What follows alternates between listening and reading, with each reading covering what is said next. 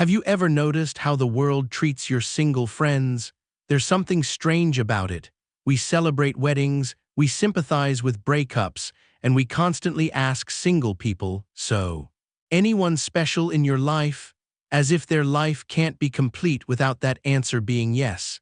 But here's what's fascinating. While everyone's searching for the one, there's a growing group of people who have discovered something radical.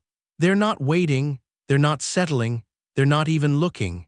And the research suggests they might be onto something the rest of us have completely missed. What if the people we pity are actually the ones who have figured it out? You walk into a family gathering, you're happy, you're thriving, but the questions start immediately. Still single? They ask, with that particular tone, that mixture of concern and pity that makes your stomach tighten. Here's the truth. There's a name for what you're experiencing. Dr. Bella DePaulo, the world's leading researcher on single life, calls it singlism, the widespread, often invisible discrimination against people who are single. And this is where it gets complex, because singlism isn't just awkward dinner conversations. It's woven into the fabric of our society. You pay more in taxes, you can't share health insurance benefits. Landlords choose married couples paying less over you willing to pay more. And when researchers showed people this exact scenario, most didn't even recognize it as discrimination. Think about that. The bias is so normalized that it's invisible. But here's what's really happening beneath all that social stigma. The research tells a completely different story than the one society keeps repeating. You know that stereotype. The lonely single person, isolated, disconnected, waiting by the phone. The psychology behind this runs deeper than you think, and it reveals something unexpected.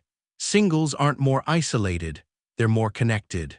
Studies show that single people are more likely to maintain close relationships with parents, siblings, and friends. They volunteer more, they help their neighbors, they show up for their communities in ways that many married people simply don't. And this is where it gets interesting. Research reveals that married couples often become what scientists call insular after pairing up. They invest less in friendships, less in extended family, less in their community. It's not judgment, it's just data. The single person isn't the one withdrawing from the world. They're the one still deeply embedded in it. But the truth is, choosing to be single isn't about connection at all. It's about wiring.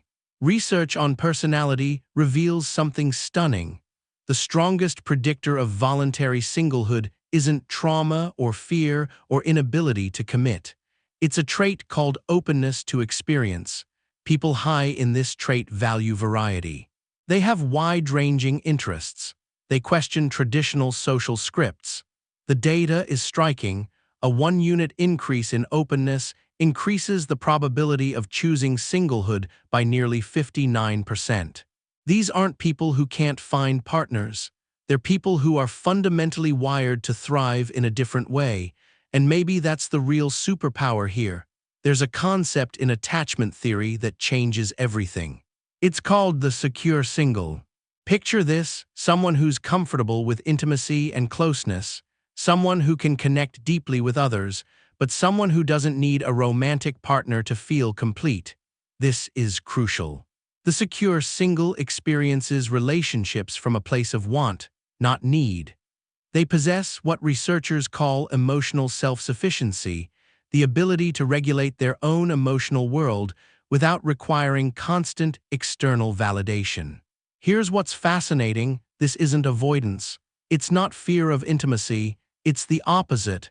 It's such deep security that they can choose intimacy freely without desperation driving the choice. Think about the freedom in that, the clarity. But here's the thing: the advantages of chosen singlehood keep surprising researchers. Studies show that lifelong singles often report more personal growth than those who stay married. Self-sufficiency, that thing we're told is lonely, actually decreases negative emotions in single people. But it increases them in married people, likely because autonomy conflicts with coupled identity. Women who have always been single tend to have better overall health. Singles are more physically active, and they've mastered something most people never learn, the art of intentional solitude, because there's a difference, a neurological difference. Chosen solitude activates your brain's default mode network, the system responsible for self-reflection, creativity, and building a coherent sense of who you are. Involuntary loneliness, though, that activates your brain's threat centers, your pain systems, the same external condition, completely different internal experience. Silence isn't emptiness, it's control, and this is where it gets profound. Dr. DePaulo introduced a concept that challenges everything society teaches us. She calls it being single at heart. This isn't a phase, it isn't a consolation prize while you wait for something better. It's a core identity. For these people, living single is the most authentic, meaningful, and fulfilling way to exist. It directly challenges what researchers call amatonormativity, the assumption that everyone is better off in an exclusive, long-term romantic relationship. The belief that romantic love is superior to all other forms of connection. But what if that's wrong? What if the real revolution is this? Instead of searching for the one, you build a life around the ones: friends, family, community, passion, purpose, self. You see, society has been asking the wrong question. It asks, why are you still single? As if singlehood needs explaining, as if it's a problem requiring diagnosis. But the psychology reveals something different. Being single by choice isn't a failure to find love. It's a successful recentering of your entire life around a broader, more inclusive definition of what love can be. It's recognizing that romantic partnership is one way to live well. Not the only way, so maybe the real question isn't why some people stay single. Maybe it's why we've convinced ourselves there's only one path to a meaningful life. Because here's what the research keeps showing. Those sad, lonely singles we've been taught to pity, they're often more connected, more engaged, more psychologically secure than many coupled people. They've built lives of intention rather than following a script.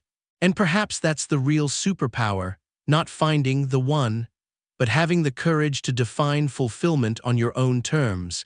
If you're single by choice, you're not broken, you're not missing anything, you're not in a waiting room. You're exactly where you're meant to be, and that's not settling, that's freedom. If this shifted your perspective on what a good life can look like, subscribe for more psychology that questions what we've all been taught to believe.